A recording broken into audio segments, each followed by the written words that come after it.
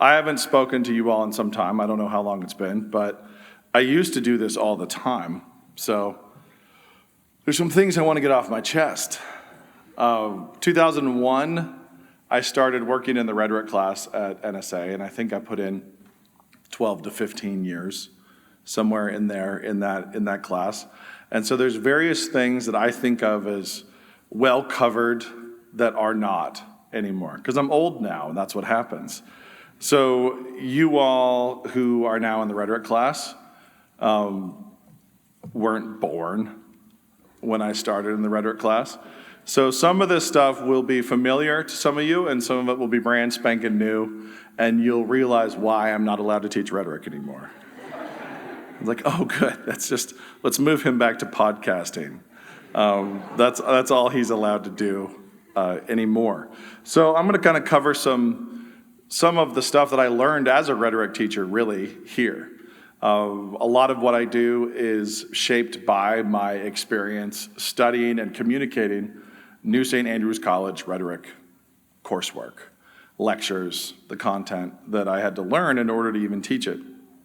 And a number of things that I kind of riffed on what the ancients did or modified for myself, or to try to make it make sense, to make it relevant, and also just to turn it into more of a skills-based pursuit. The biggest mistake you can make in trying to pursue communication, rhetoric as a study, is thinking of it as information. And you'll notice that today I will rant a fair amount about information and how horrible it is to think about the exchange of information. It is not. It is a skill. It is more like the fine art of karate than it is information exchange at all. And that's the direction I'm going to be coming from. I'll start by kind of backing way out, and I'll say I do know it's Friday, and you all are going to be sleepy, and Dispy is notorious for occasionally lulling people to sleep. So I'm heavily caffeinated just to try to see if I can make you a little caffeinated as well. We're going to see how this goes. Let me start by saying I want to talk about what is proof. We're going to get to that, but we're going to back out first and just say, what is? What is? Where are we? It's always best to start in a Google Earth perspective of reality and then get in tight to the actual discussion.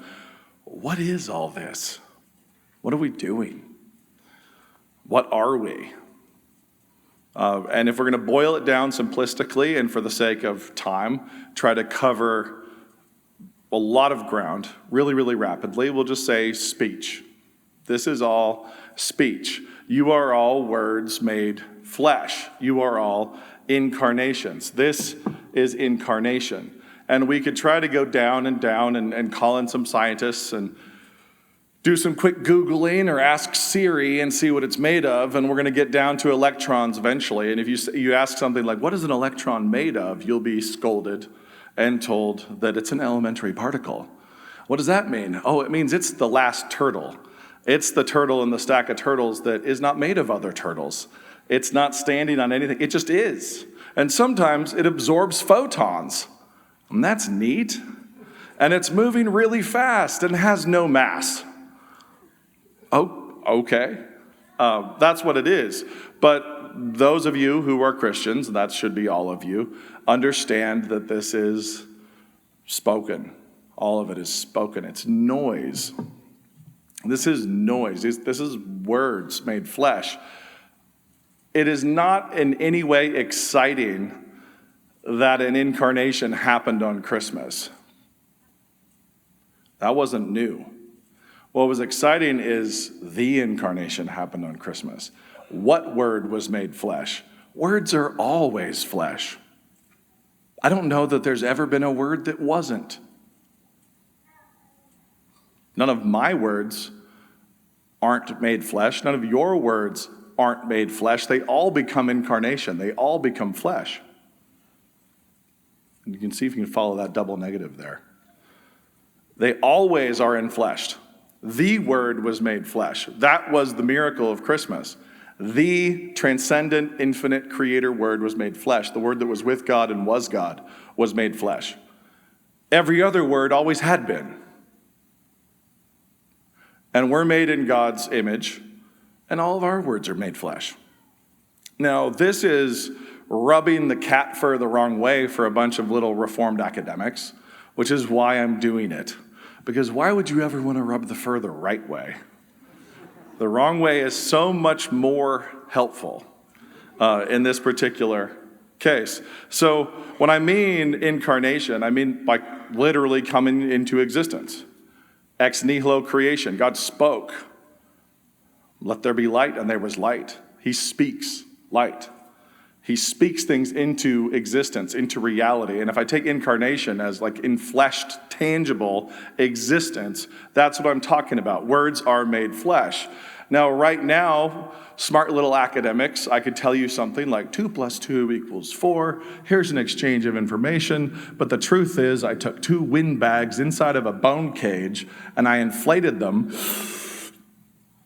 And then I compress and I buzz a weird thing here, and I've got a little nodule back there, and I've got this really wet muscle in the front that I shape it, a couple rows of bones here as well that I squirt this noise out between, and I hit you in the skull with a physical object. And it goes in this little hole lined with wax and inappropriate hair, and it's going to go down to a little hammer that's going to buzz. The whole thing is a physical exchange. All of it is a physical exchange. And this is why words can give you chills. This is why you can get physical reactions from words. It's not because the information was thrilling. It's not the information. It's the flesh of the word. It's the incarnation of the word. I'm making a bunch of noise. I'm making all these things that scientists refer to as mouth noises and hitting you in the skull hole with them. Again, technical terms. And it has a physical effect on you. You have a physical reaction. It's an exchange of physics from one word made flesh, me, to another, you, by means of my lesser words, which are made lesser flesh. They have physicality. And academics love to think like it's an exchange of technical information, and we want really precise definitions.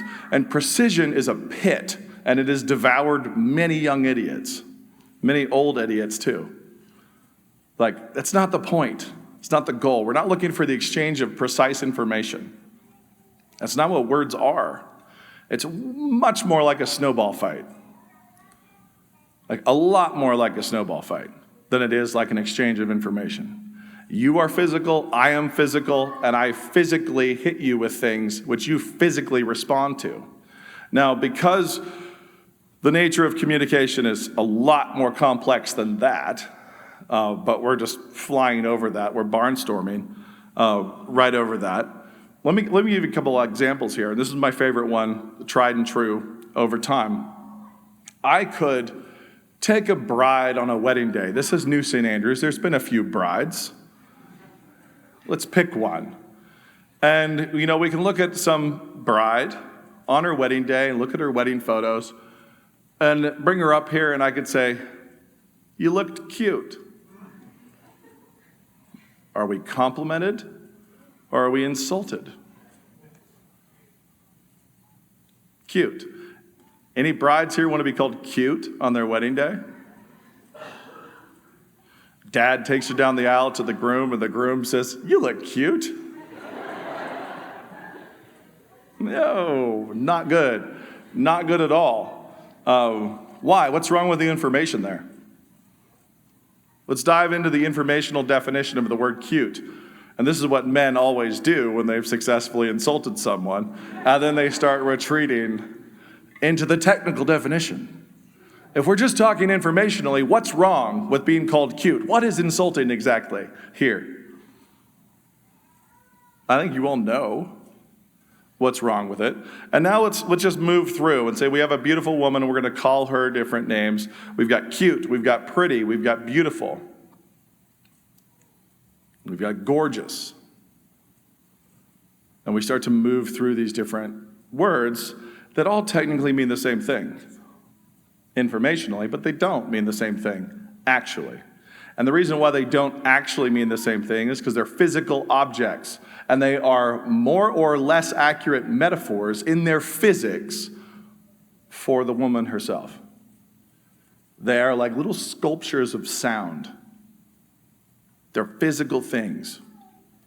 And they are like her physically or not like her physically. And so when you use a tight little vowel sound and a couple hard consonants and you call her cute, bloop,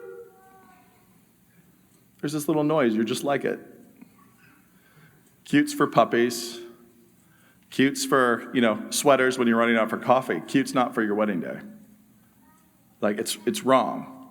Pretty is another shape. Beautiful is another shape.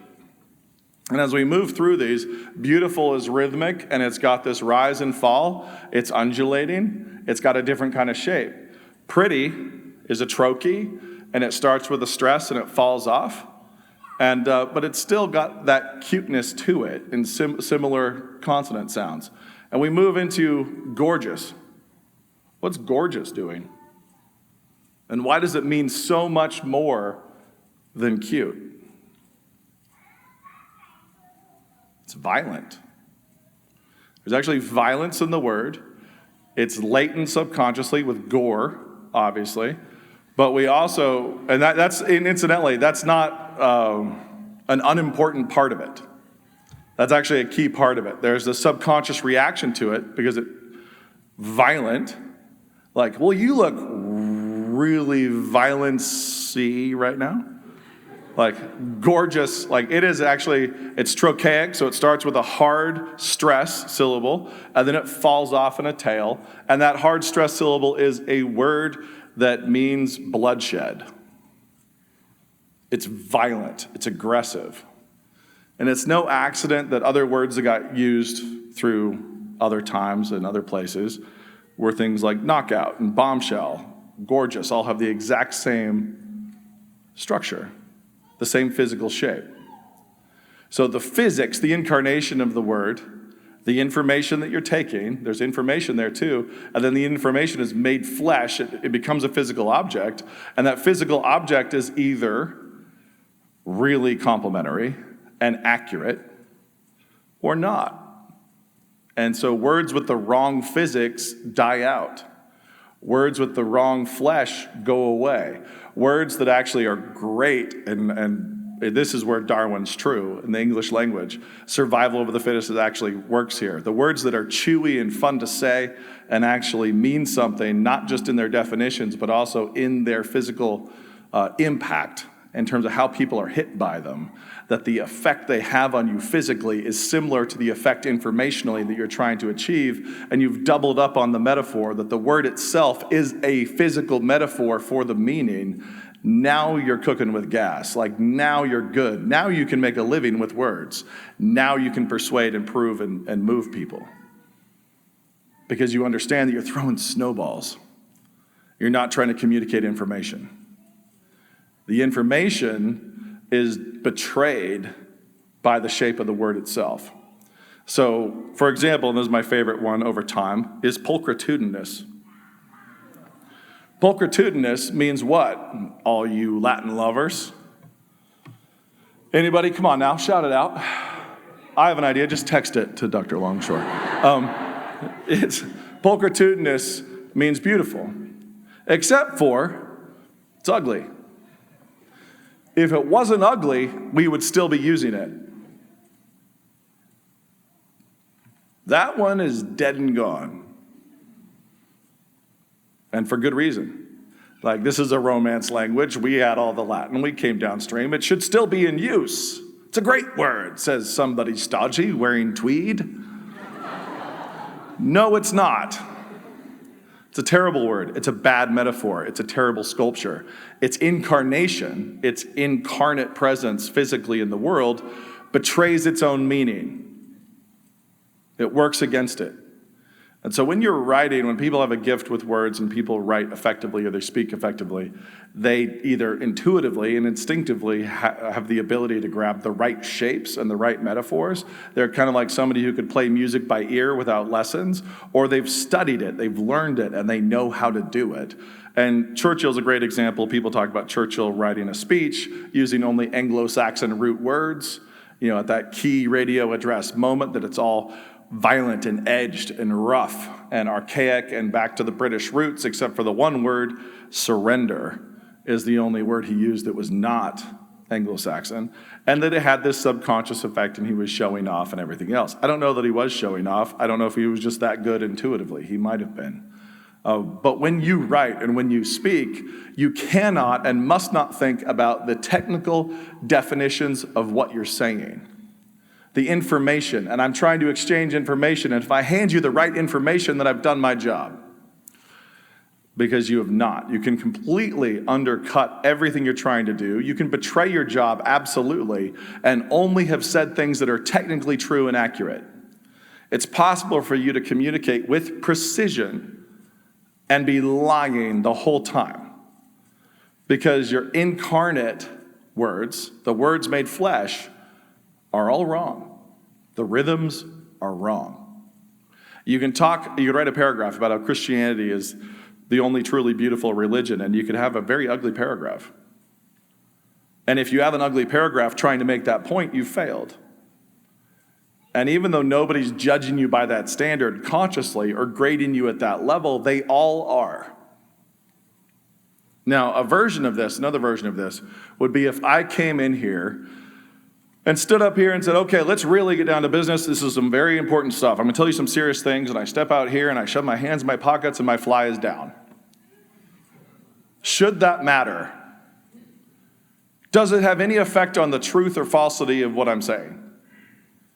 No, it doesn't. But does it actually matter?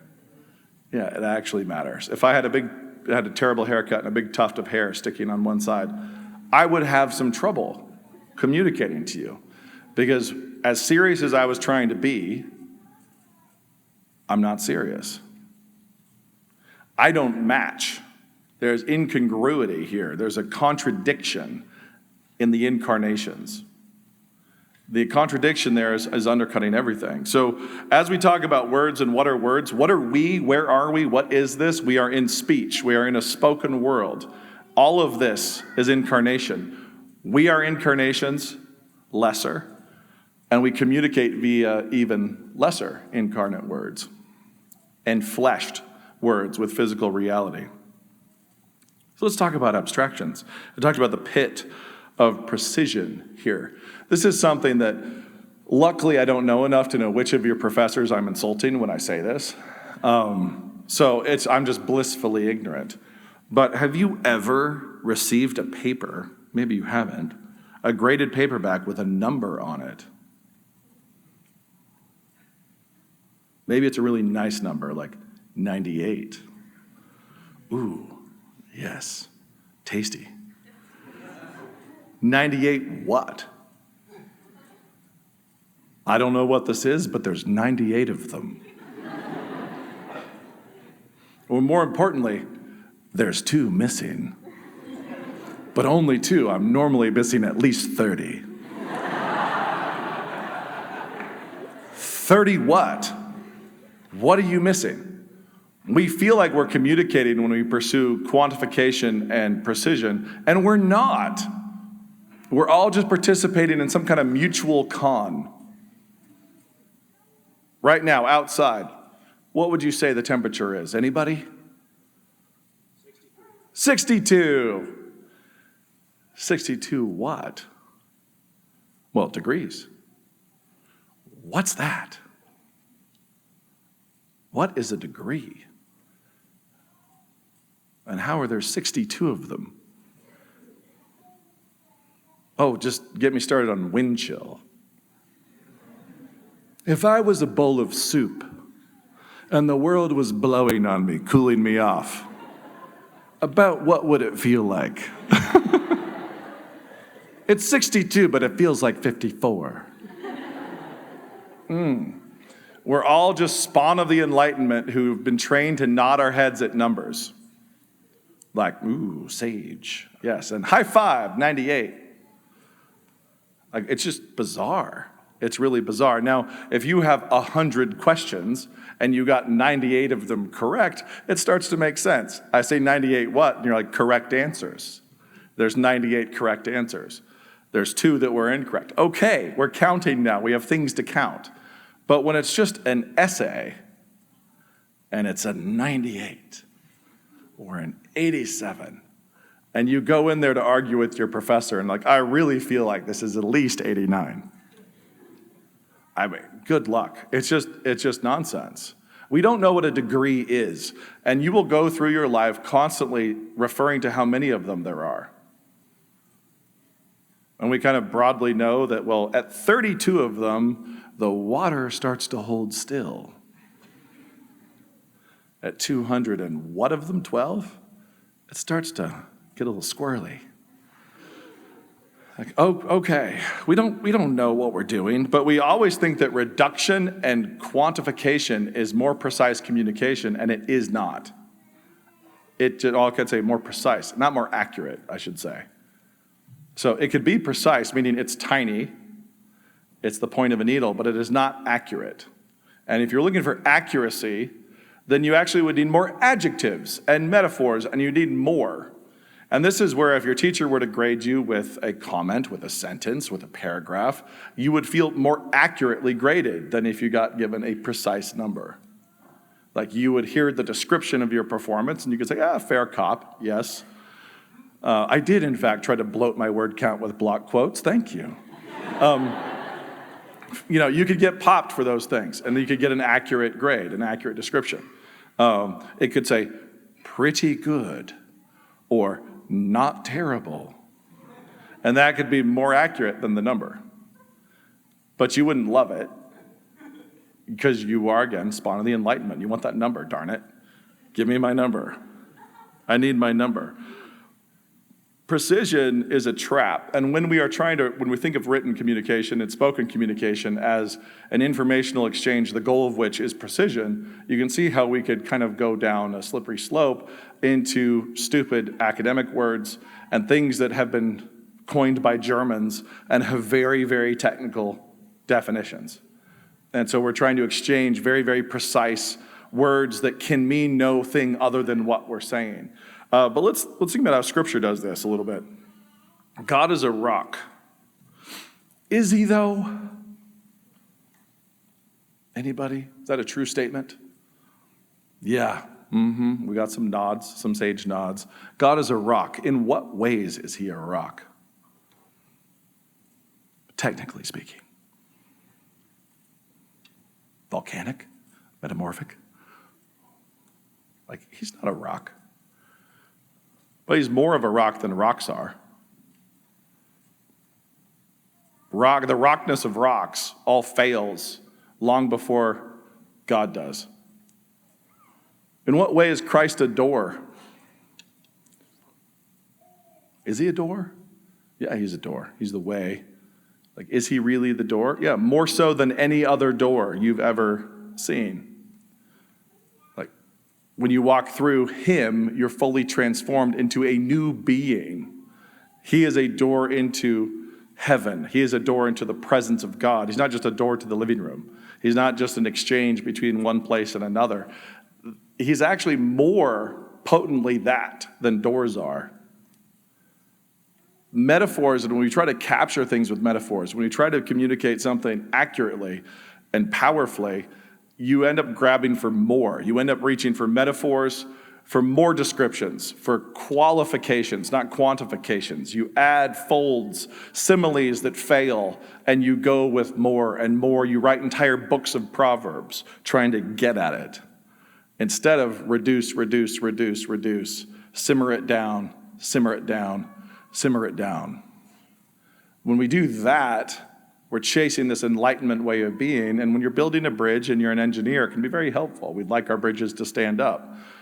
But when you're trying to actually communicate to human beings in this world, within the genre in which we exist, and you want to move them. You want to prove things. You've got to be throwing these snowballs. You've got to be working with clay. You got to smell the words, feel the words, think of them as physical objects, and try to communicate a rhythm and a percussion and an impact that matches metaphorically the meaning, which also accurately represents the true thing in the world that you're trying to capture. So if you're trying to describe a deer running in speed, then your words should become breathless, and you should start using certain kinds of poetic structures, and the sentence should go and go and go and go until the reader is feeling a breathlessness to it, and then that collapse, that point of collapse. You want the shape of the sentence itself to imitate the thing and look like the thing and feel like the thing, so that you can create an evocative and vicarious experience in the listener that matches the thing, is true and is honest. Where I could say to you, the deer was going approximately 37, or precisely 37.4, and it leapt 1.3 meters over the log.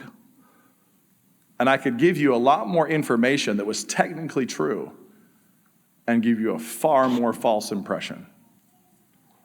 We are made a certain way, we're a certain type of creatures, and we exist in a certain type of creation. And we should, when we're pursuing writing and communication and proof and persuasion, we should be pursuing that grain, cutting with the grain of reality, cutting the way God does, and not the way Wittgenstein does.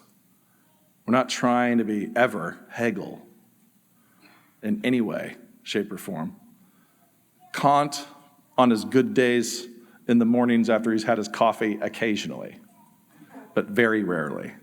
It's like most of these people are just horrible, horrible people pursuing a broken system, and we're downstream of all this particular disease of precision and reduction and quantification that is driven by the priests of materialism and atheism and so on. So just project all your insults there. Now, if we get to proof, then what is proving things in a world in which we're all just throwing snowballs? If we start hanging out with David Hume, if we start hanging out with philosophers like him, and there are many, we could start to come to the conclusion that we can't know anything. There is no certainty in the world. And the answer is, yeah, actually, we have been fed a lie in this pursuit of certainty. There's a kind of certainty that we can never have and we should never want. We should not yearn for at all. So how do we really know things? And if we're going to prove something, how do we actually help somebody else come to know something? If you're a narrative creature inside a narrative and you're talking to somebody else, how do you prove anything in a world which is ultimately entirely based on induction? So if you know, like any good little debate team kid would, deduction's much better. Deduction is solid. We can go from universals down to particulars. We can have these big premises and they get us to great conclusions. The problem is that all of those structures are built on induction. Every one of those premises is built on something inductive. And we have to constantly be working in a world of induction and faith. So induction is always sample sizes and observation. And guys like Hume would even complain about cause and effect, because if I watch the white pool cue ball hit the 8 ball and the 8 ball moves, and I conclude that this cue ball moved the 8 ball, I'm guilty of a fallacy. After this, therefore, because of this. It's like I have to get other things involved, and I'm trying to measure force, and I'm trying to observe more and quantify more and observe more and quantify more and get down, down, down, down, down. And I pretty quickly discover that I'm a goldfish in a bowl, and I can become a nihilist, or I can decide that there is no such thing as certainty, we know nothing, and therefore there's no such thing as truth. I can go running those directions, and many people have. Or I can come to a place where I understand that the knowledge, well, the fear of the Lord is the beginning of wisdom, and the knowledge of the Holy One is understanding.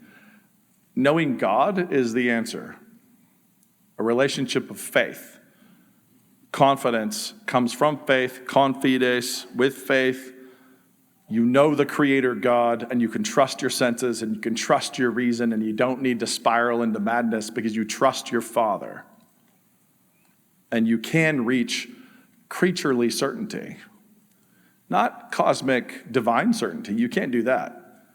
You can reach creaturely certainty. You can take God's word for it. You can trust things he's given you. But when we come to proof, unfortunately, we start to debate things and we want to establish things beyond a shadow of a doubt, or we talk about the impossibility of the contrary, or we do all these things we're trying to do to get to proof, and it actually is a far more organic thing than that. I think it's pretty simple. It is the obligation of belief. If you have placed somebody under an obligation as a character, an obligation to believe, as soon as they reach that place where the lights are on, we've reached the place of God's own judgment in terms of he talks about judging people according to their lights. Like they will be judged according to their obligation, like how obligated they were. So when you are actually talking to somebody and you're arguing about something stupid, like Christopher Nolan's films, and you're trying to communicate that Tenet doesn't make sense, and it's really important, even something trivial like that, you could reach a point where your roommate has this realization that they're wrong. They realize whoops, here I am. And they make a moral choice at that moment. It becomes a moral choice. Either they stubbornly say, I don't see it.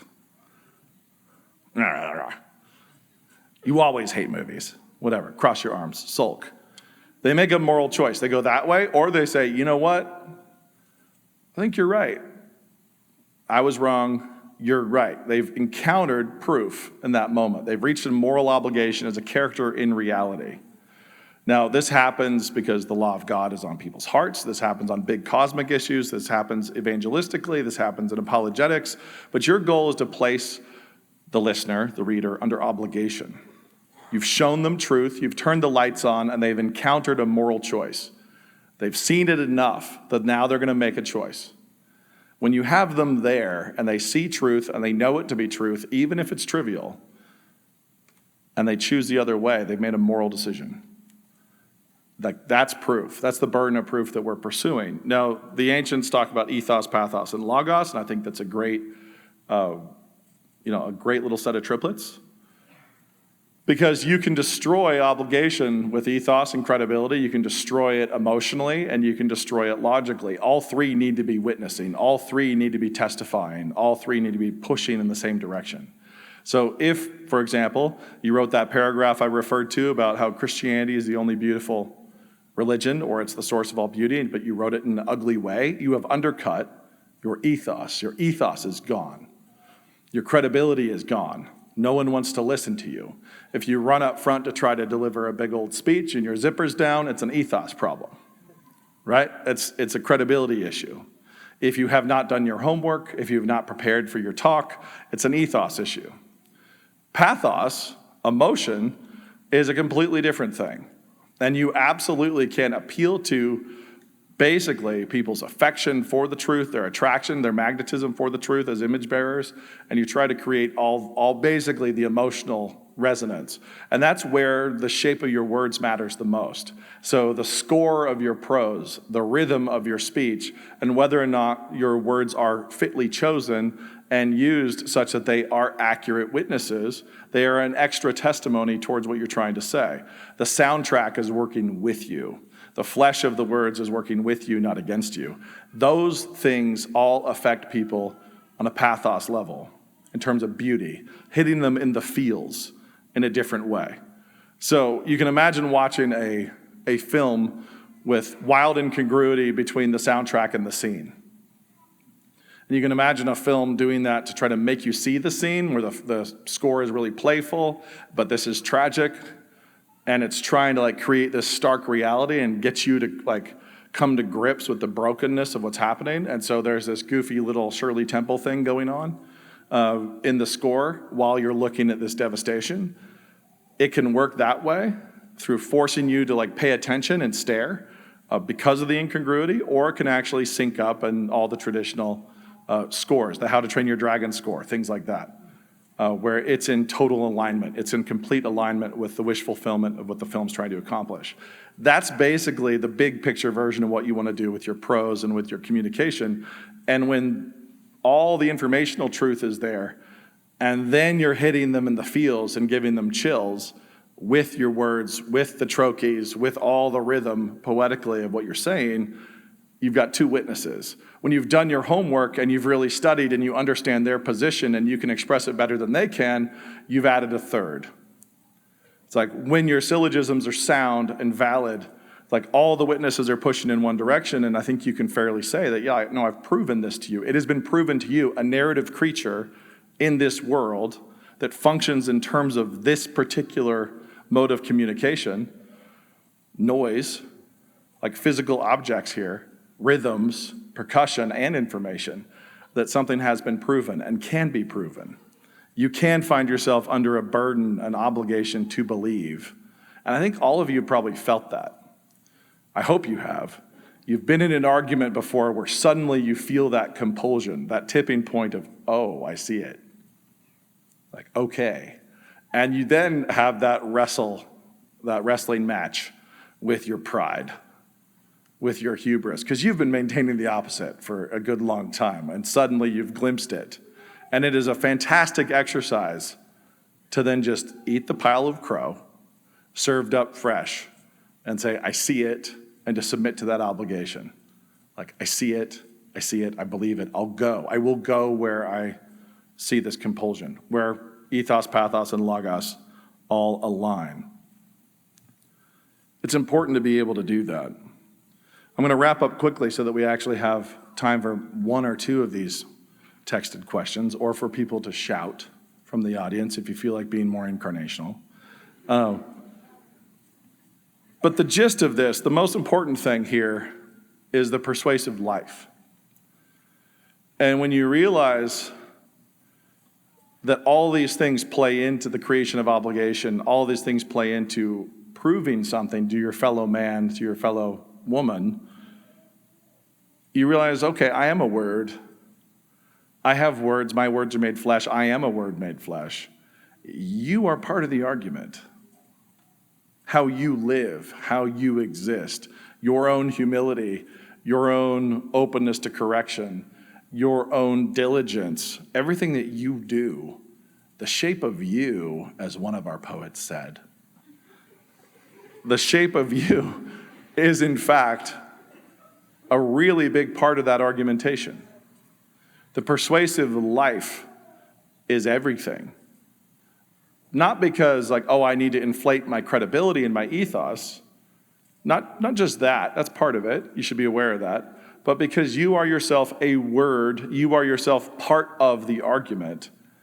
And unfortunately, most conservative Christians are in that pulchritudinous space. They kind of suck as words. They're not as good at stuff. They don't love and celebrate beauty, truth, and goodness the way they ought to. Their words who are like pulchritude have a designated meaning. They have an arrow pointing at something. They're designated to mean this, the truth of the gospel. They're supposed to be image bearers. They should be pictures of the Father. They should be pictures of the Son. And they technically mean that, like pulchritude does. But they don't. They don't actually, on an incarnational level, they don't actually manifest that in how they function and how they move and how they talk and how they sing and how they live and how they cook their meat and how they savor their whiskey. They just don't function that way.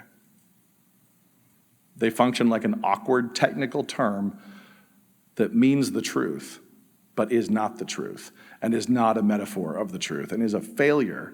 And the persuasive life is one where you don't just embrace words as God's chosen medium, and that we all want to use them in these ways, and we all want to communicate these ways, and we all want to really obligate our fellow man to believe and find the truth.